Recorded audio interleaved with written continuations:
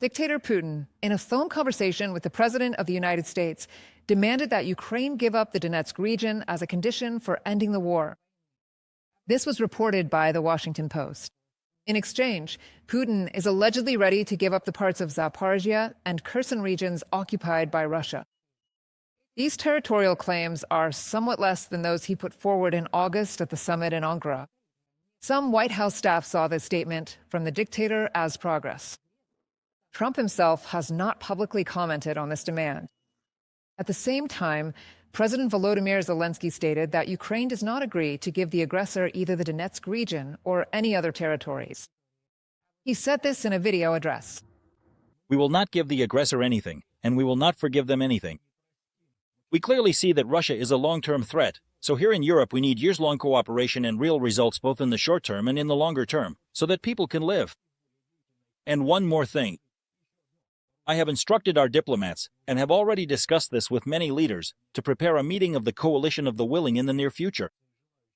We in Europe need strong, united positions. And it will happen."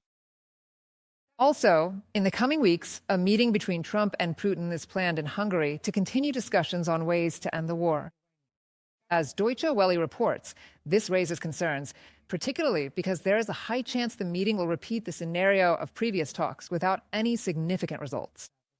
At the same time, military pressure on Russia is effective, but the U.S. is not yet ready to take serious steps to end the war. Russia continues to insist on tough conditions, including territorial concessions and Ukraine's neutral status. A possible failure of the negotiations could lead to military escalation. At the same time, the combination of diplomacy and threats is seen as a typical tactic that is unlikely to bring the war to an end.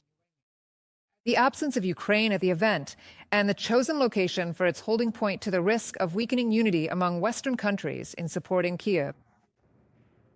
Meanwhile, the Washington Post notes that a series of phone conversations between Putin and Trump in recent months have effectively served as a tool for the Kremlin's political maneuvering. And the main goal was to divert attention from the pressure of sanctions.